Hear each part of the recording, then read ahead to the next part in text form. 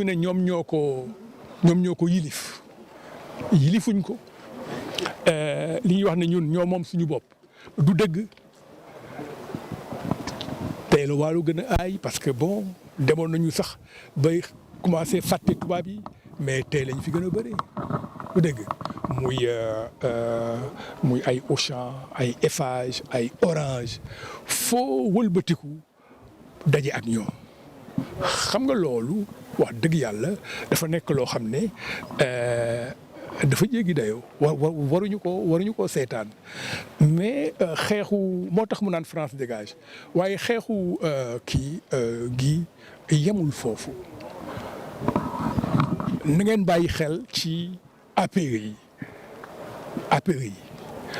mooy li ëpp solo ci xeexam accord de partenariat économique nga xam ne bon dañoo bëgg franchement daggate sànni ci cin li toog lekk quoi tubaab yi loolu daf koy xeex dafay xeex tamit xam ngeen mbiru CFA ak yëpp te fu nit ñi et puis nag aussi xam nga nit ki bu fekkee ne dafa am njabootam am njabaram doom et li ñëpp bëgg la waroon bëgg na ko sax mais mu jaral ko mu sacrifier boppam waaw non puis ñoom ñoo ko dugal ci palais bi problème yëpp loolu la te bon yorewul woon gànnaay duurul kenn deful dara dafa yëkkati loxoom moom buy rek muy yëkkati loxoom donc naka nga mën a wax dëgg yàlla expliquer que ñi mu àndaloon ñëpp ñu bàyyi leen mais moom ñu téye ko. da nga jàpp ne dañ koy scandale bu bon la sax bu metti léegi problème bi mooy dañ ne kii il faut ñu yar ko comme dafa bëgg ñu wan ne moom waa am na fit ragalul caabi féeti ko ginnaaw et puis booy bi dafa réew quoi il faut ñu yar ko waaw mais j'ai beaucoup d'admiration pour Guy Marius Sagna. Je pense que ce qui lui arrive est tout juste un scandale,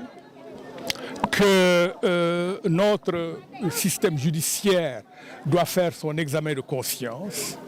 ou que finalement, garder quelqu'un en prison avec l'idée un peu mesquine, en fin de compte, que oui, boy bi dañ koy yar. Voilà, on le garde en prison. Et puis après, au fond, on n'a rien à lui reprocher. On va le laisser retourner. Il va voir avec nous. Je pense que quand vraiment la liberté des citoyens se trouve prise dans un tel étau, il y a des raisons d'avoir peur. Maintenant, quelqu'un comme Guy Marius Sagna, son combat est un combat important. Je crois que ce qu'il dit, nit ñi war nañ ko déglu. Et peut-être que là où il dérange le plus, c'est quand il dit France dégage. Et ça, c'est peut-être qu'il a franchi quoi, une espèce de ligne rouge quoi. Voilà.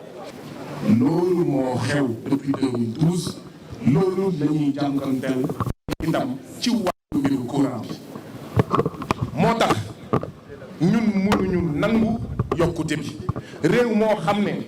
démb ñu naan coowal 94 milliards barki démb ñu ne coowal 29 milliards tey ñu ne coowal 6 000 milliards suba ñu wax coowal 5 milliards réew moomu li muy tekki mooy am ma nga fa yàlla may na ko xaalis am na li am mooy dafa am ñoo xam ne dañu teg ay golom ñoom ñuy baabul ñoo xam ne seen liggéey mooy lu ñu liggéey ñu nangu lu ñu liggéey ñu aakimoo lu ñu liggéey ñu toje lu ñu liggéey ñu sàcc lu ñu liggéey ñu foog ne ñoom ñoo ko moom dañoo ne dafa doy moo tax ñu ne ñoo lànk ñoo bañ duñ ko nangu ñoo lànk ñoo bañ duñ ko nangu ñoo lànk ñoo bañ duñ ko nangu duñ ko nangu duñ ko nangu ñoo lànk ñoo bañ duñ ko nangu duñ ko nangu duñ ko nangu ñoo lànk ñoo bañ duñ ko nangu jërë ngeen jëf. alors bu ñu waxee ne dafa am ay citoyens sénégalais yoo xam ne duñu yëg yokkute courant bi liñ ci mën a wax mooy mensonge d'État mensonge d'État mensonge d'État mensonge émergent ndaxte kat li am mooy suñu facture yi dina ko yëg dinañ ko fay dinañ yëg yokkute bi ci suñuy facture benn ñaareel bi ñun ñëpp dinañ ko yëg ndaxte lépp li nga xam ne dañoo soxla courant pour meññal ko pour defar ko pour produire ko lépp li nga xam ne dafa soxla courant njëgam dina yokk waaw bu ñu moytuwulee mburu dina yokk il va y avoir une cascade d'augmentation augmentation bi du yem ci courant bi loolu mooy dëgg donc ñëpp dinañ ko sentir ndox dina yokk gis ngeen bu courant coupé lu yàgg ndox coupé lu tax bu courant coupé lu yàgg ndox coupé loolu moo tax bu yóbboo ñu xam ne ndox dina yokk ñun ñoo ko nar a fay seen 94 milliards seen 6 000 milliards seen sàcc ak toje yooyu ñun ñoo ko nar a fay en réalité yokkute courant bi loolu lay dekki subvention yi ñuy subventionner les entreprises françaises à travers le TER à travers le BRT ñun ñoo ko nar a fay notamment à travers cette augmentation du prix de l'électricité c'est ça la vérité c'est ça la réalité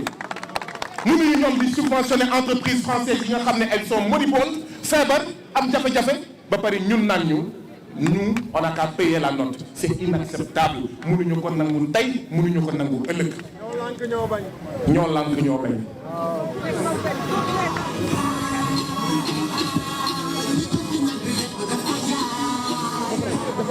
jërëjëf di jéem loolu moo tax ñu ne kat am na solo ñi nga xam ne ñooy woowee seen bopp aji bëgg réew muy patriote